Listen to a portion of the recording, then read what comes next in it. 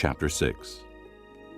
The Lord said to Moses, If anyone sins and is unfaithful to the Lord by deceiving his neighbor about something entrusted to him, or left in his care, or stolen, or if he cheats him, or if he finds lost property and lies about it, or if he swears falsely, or if he commits any such sin that people may do, when he thus sins and becomes guilty, he must return what he has stolen or taken by extortion, or what was entrusted to him, or the lost property he found, or whatever it was he swore falsely about.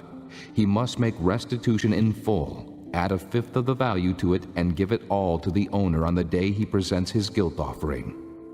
And as a penalty, he must bring to the priest, that is, to the Lord, his guilt offering, a ram from the flock, one without defect and of the proper value. In this way, the priest will make atonement for him before the Lord, and he will be forgiven for any of these things he did that made him guilty. The Lord said to Moses, Give Aaron and his sons this command. These are the regulations for the burnt offering. The burnt offering is to remain on the altar hearth throughout the night till morning, and the fire must be kept burning on the altar. The priest shall then put on his linen clothes, with linen undergarments next to his body, and shall remove the ashes of the burnt offering that the fire has consumed on the altar, and place them beside the altar. Then he is to take off these clothes and put on others, and carry the ashes outside the camp to a place that is ceremonially clean. The fire on the altar must be kept burning. It must not go out. Every morning the priest is to add firewood and arrange the burnt offering on the fire and burn the fat of the fellowship offerings on it. The fire must be kept burning on the altar continuously. It must not go out. These are the regulations for the grain offering. Aaron's sons are to bring it before the Lord in front of the altar. The priest is to take a handful of fine flour and oil, together with all the incense on the grain offering, and burn the memorial portion on the altar as an aroma pleasing to the Lord. Aaron and his sons shall eat the rest of it, but it is to be eaten without yeast in a holy place. They are to eat it in the courtyard of the tent of meeting. It must not be baked with yeast. I have given it as their share of the offerings made to me by fire. Like the sin offering and the guilt offering, it is most holy. Any male descendant of Aaron may eat it. It is his regular share of the offerings made to the Lord by fire for the generations to come. Whatever touches them will become holy. The Lord also said to Moses, This is the offering Aaron and his sons are to bring to the Lord on the day he is anointed. 1/10 of an ephah of fine flour as a regular grain offering, half of it in the morning, and half in the evening. Prepare it with oil on a griddle, bring it well mixed, and present the grain offering broken in pieces as an aroma pleasing to the Lord. The son who is to succeed him as anointed priest shall prepare it. It is the Lord's regular share, and is to be burned completely. Every grain offering of a priest shall be burned completely. It must not be eaten. The Lord said to Moses, Say to Aaron and his sons, These are the regulations for the sin offering. The sin offering is to be slaughtered before the Lord, in the place the burnt offering is slaughtered. It is most holy. The priest who offers it shall eat it. It is to be eaten in a holy place, in the courtyard of the tent of meeting. Whatever touches any of the flesh will become holy, and if any of the blood is spattered on a garment, you must wash it in a holy place. The clay pot the meat is cooked in must be broken, but if it is cooked in a bronze pot, the pot is to be scoured and rinsed with water. Any male in a priest's family may eat it. It is most holy. But any sin offering whose blood is brought into the tent of meeting to make atonement in the holy place must not be eaten. It must be burned. Chapter 7. These are the regulations for the guilt offering, which is most holy. The guilt offering is to be slaughtered in the place where the burnt offering is slaughtered, and its blood is to be sprinkled against the altar on all sides. All its fat shall be offered, the fat tail, and the fat that covers the inner parts, both kidneys, with the fat on them near the loins, and the covering of the liver, which is to be removed with the kidneys. The priest shall burn them on the altar as an offering made to the Lord by fire. It is a guilt offering. Any male in a priest's family may eat it, but it must be eaten in a holy place. It is most holy. The same law applies to both the sin offering and the guilt offering. They belong to the priest who makes atonement with them. The priest who offers a burnt offering for anyone may keep its hide for himself. Every grain offering baked in an oven or cooked in a pan or on a griddle belongs to the priest who offers it.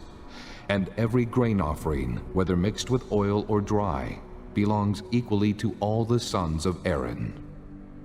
These are the regulations for the fellowship offering a person may present to the Lord. If he offers it as an expression of thankfulness, then along with this thank offering, he is to offer cakes of bread made without yeast and mixed with oil, wafers made without yeast and spread with oil, and cakes of fine flour well kneaded and mixed with oil. Along with his fellowship offering of thanksgiving, he is to present an offering with cakes of bread made with yeast. He is to bring one of each kind as an offering, a contribution to the Lord. It belongs to the priest who sprinkles the blood of the fellowship offerings. The meat of his fellowship offering of thanksgiving must be eaten on the day it is offered. He must leave none of it till morning. If, however, his offering is the result of a vow, or is a free will offering, the sacrifice shall be eaten on the day he offers it, but anything left over may be eaten on the next day. Any meat of the sacrifice left over till the third day must be burned up. If any meat of the fellowship offering is eaten on the third day, it will not be accepted. It will not be credited to the one who offered it, for it is impure. The person who eats any of it will be held responsible. Meat that touches anything ceremonially unclean must not be eaten. It must be burned up. As for other meat, anyone ceremonially clean may eat it. But if anyone who is unclean eats any meat of the fellowship offering belonging to the Lord, that person must be cut off from his people. If anyone touches something unclean, whether human uncleanness, or an unclean animal, or any unclean, detestable thing, and then eats any of the meat of the fellowship offering belonging to the Lord, that person must be cut off from his people. The Lord said to Moses, "Say to the Israelites, do not eat any of the fat of cattle, sheep, or goats.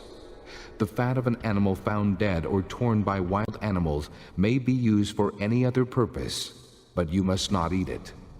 Anyone who eats the fat of an animal from which an offering by fire may be made to the Lord must be cut off from his people. And wherever you live, you must not eat the blood of any bird or animal. If anyone eats blood, that person must be cut off from his people." The Lord said to Moses, "Say to the Israelites, anyone who brings a fellowship offering to the Lord is to bring part of it as his sacrifice to the Lord. With his own hands he is to bring the offering made to the Lord by fire. He is to bring the fat, together with the breast, and wave the breast before the Lord as a wave offering. The priest shall burn the fat on the altar, but the breast belongs to Aaron and his sons. You are to give the right thigh of your fellowship offerings to the priest as a contribution. The son of Aaron, who offers the blood and the fat of the fellowship offering, shall have the right thigh as his share.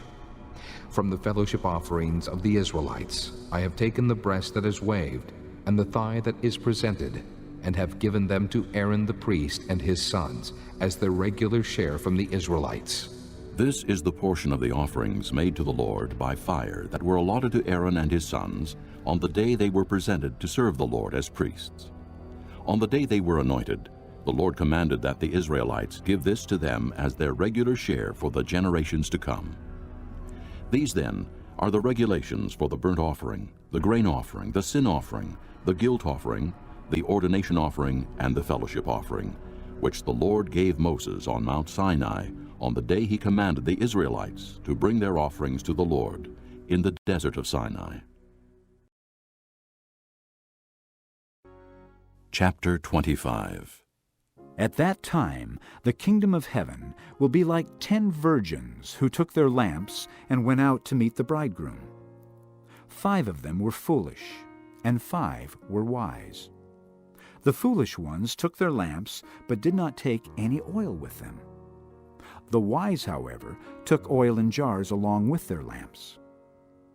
The bridegroom was a long time in coming, and they all became drowsy and fell asleep. At midnight the cry rang out, "Here's the bridegroom, come out to meet him!" Then all the virgins woke up and trimmed their lamps.